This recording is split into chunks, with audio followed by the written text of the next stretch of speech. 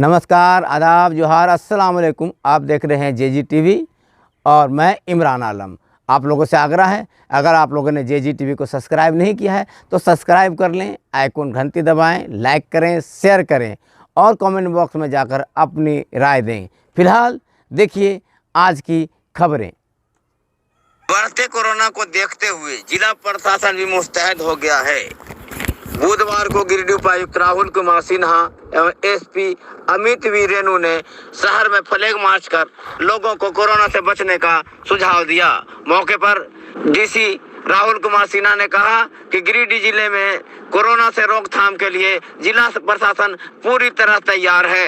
कई अस्पतालों को भी तैयार कर दिया गया है। वहीं आम लोगों को भी चाहिए कि कोरोना से बचाव के लिए मास्क का इस्तेमाल जरूर करें, सोशल डिस्टेंसिंग का पालन करें, बहुत जरूरी हो तभी घर से बाहर निकलें और भीड़ भाड़ से दूर रहे। उन्होंने कहा उसके बाद भी अगर कोरोना फैलता है तो जिला प्रशासन मुस्तैदी के साथ कोरोना में काम करने को तैयार है।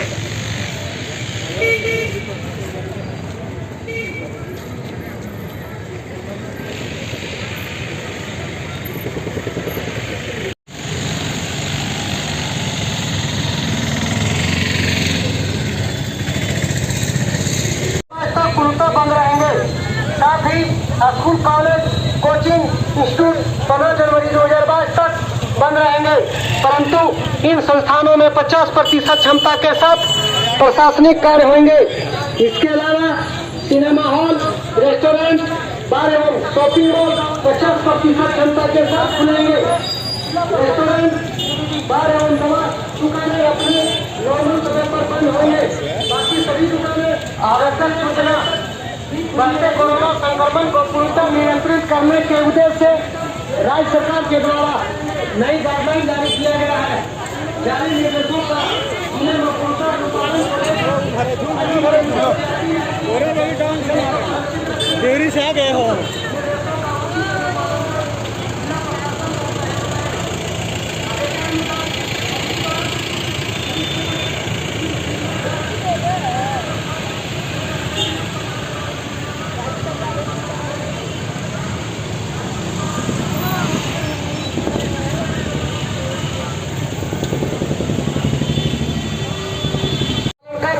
जिला प्रशासन का सहयोग करें। आदेशानुसार सभी पार्क, स्विमिंग पूल, जिम, चिड़ियाघर, पर्यटन स्थल, खेल स्टेडियम 15 जनवरी 2022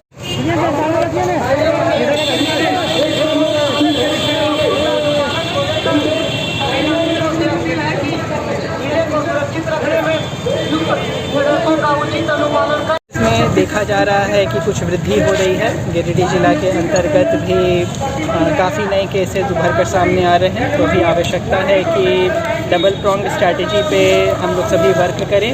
क्लिनिकल इश्यूज़ को रिजॉल्व करने हेतु सदर अस्पताल, एएनएम हॉस्पिटल, चैताडी हॉस्पिटल समेत जिले के जितने भी सीएचसीज़ हैं वहाँ पे आवश्यक ऑक्सीजन सपोर्टेड बेड और ऑक्सीजन कॉन्सेंट्रेटर्स तथा वेंटिलेटर्स की जो उपस्थिति है उसको सुनिश्चित किया जा रहा है। सभी मशीनों को एक बार पुनः चेक किया जा रहा है। उनके ऑपरेटर्स और उनको चलाने वाले जितने भी एक्सपर्ट्स लोग हैं उनकी नई सिरे से ट्रेनिंग कराकर उनसे सर्टिफिकेशन प्राप्त कर लिया है कि अचानक से अगर पेशेंट्स आना शुरू कर देते हैं तो उनको एडमिट करते हुए सारे ऑक्सीजन कॉन्सेंट्रेटर के माध्यम से ऑक्सीजन उनको उपलब्ध कराना सुनिश्चित किया जाए।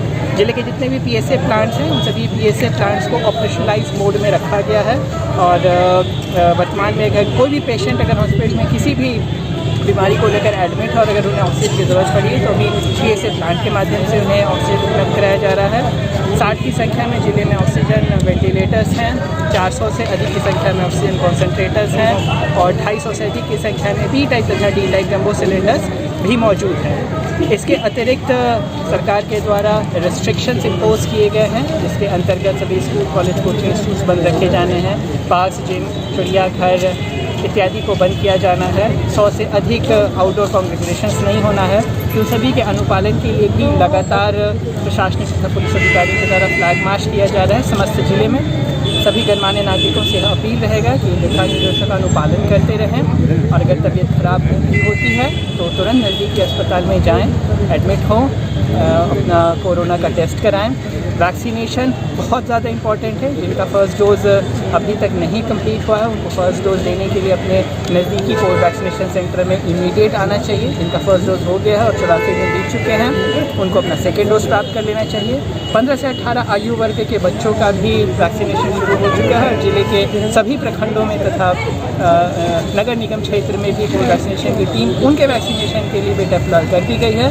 तो मैं समस्त गणमान्य नागरिकों से आग्रहपूर्वक निवेदन करना चाहूँगा कि सारे वैक्सीनेशन सेंटर्स का पूरा फ़ायदा उठाएं और बड़ी संख्या में आकर अपना वैक्सीनेशन प्राप्त करें। अभी सुरक्षा का सबसे बड़ा उपाय यही मौजूद है, इसलिए इसको हाथ से नहीं जाने दें और स्वयं सुरक्षित रहें, अन्य को भी सुरक्षित रखें।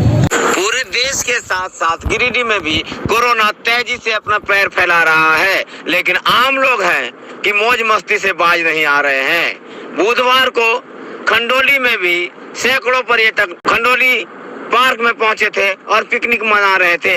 इसकी खबर जैसे ही उपायुक्त राहुल कुमार सिन्हा एवं एसपी अमित रेणु को हुई, दोनों पदाधिकारी खंडोली पहुंचे और पिकनिक मना रहे लोगों को वहां से खदेड़ा।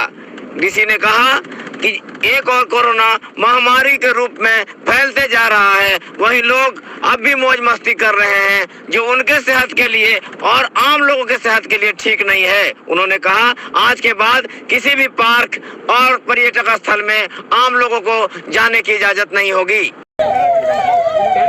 स्थल को छोड़ देंगे। सरकार के निर्देशानुसार अगले आदेश तक सभी पार्क, पिकनिक स्पॉट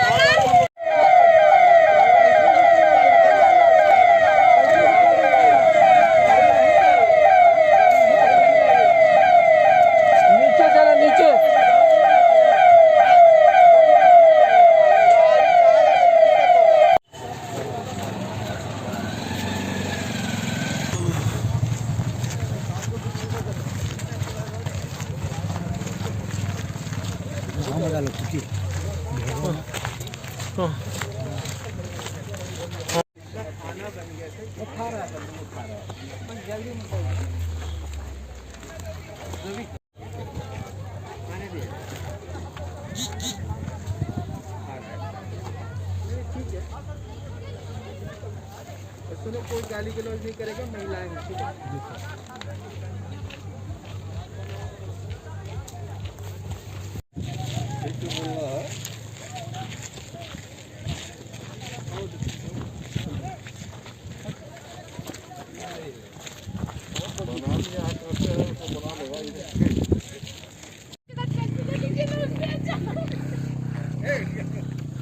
बनाइए।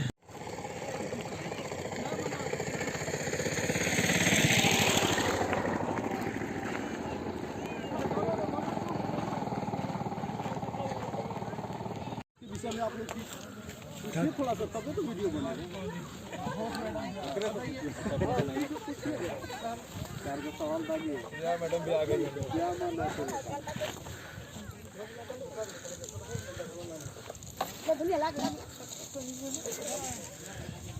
এটা তো যাবে আমাদের কি জানতে দেখি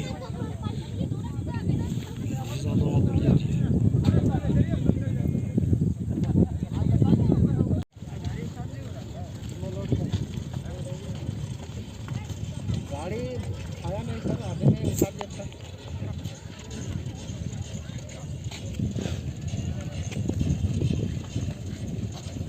दो गरिया है,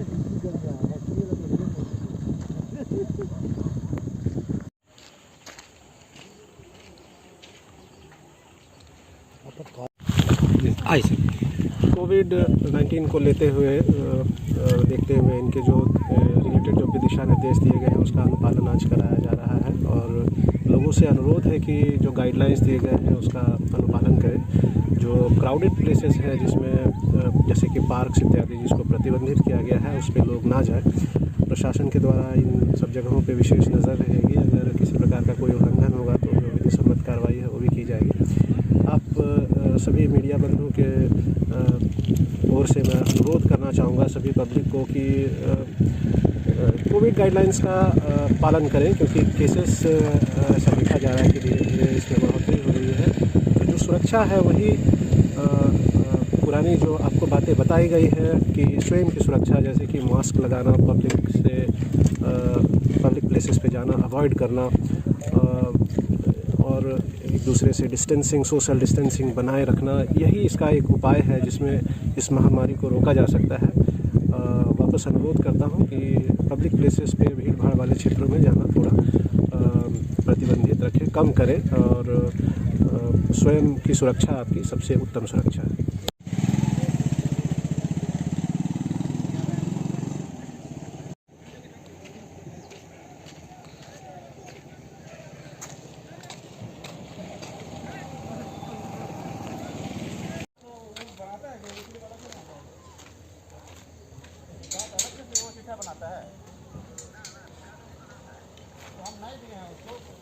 विकास तुम गोपाल के साथ रहो।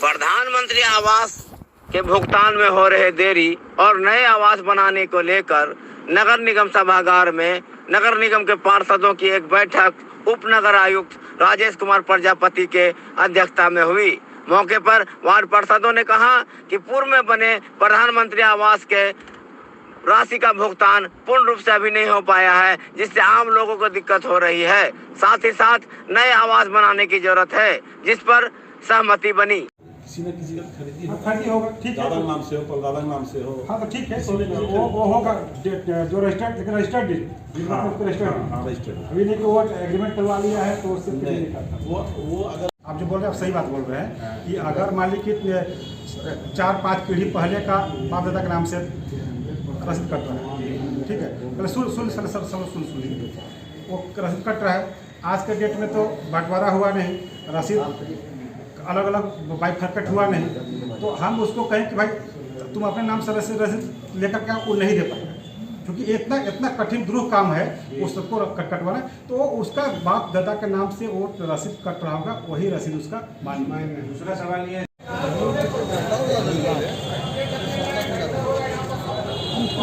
आवास योजना को लेकर के बैठक था। इस बैठक के लिए नई आवास योजना का चयन किया जाना है और विभाग का जो गाइडलाइन के अनुसार सारे दस्तावेज का संचिका तैयार करना है और संचिका तैयार करते हुए उसमें सभी वार्ड पार्षदगण का सहभागिता बहुत महत्वपूर्ण हो जाती है और उसमें विभाग का क्या दिशा निर्देश है, ये दिशा निर्देश बतलाने के लिए सभी वार्ड पार्षदों से उनका बैठक को बुलाई गई थी और उनसे अवगत करा दिया ताकि उनके सहयोग से समय हम लोग नए लाभुकों का चयन करते हुए DPR स्वीकृति के लिए विभाग को भेज सकें। उम्मीद है कि आज की खबरें आपको बेहतर लगी होगी। तो इसी तरह की खबरें देखने के लिए JGTV को सब्सक्राइब करें, आइकन घंटी दबाएं, लाइक करें, शेयर करें और कमेंट बॉक्स में जाकर अपनी राय ज़रूर दें ताकि हमें भी लग सके कि हम आखिर जनता के साथ कितने खड़े उतर रहे हैं। तो जुड़े रहें JGTV के साथ, JGTV आपके साथ।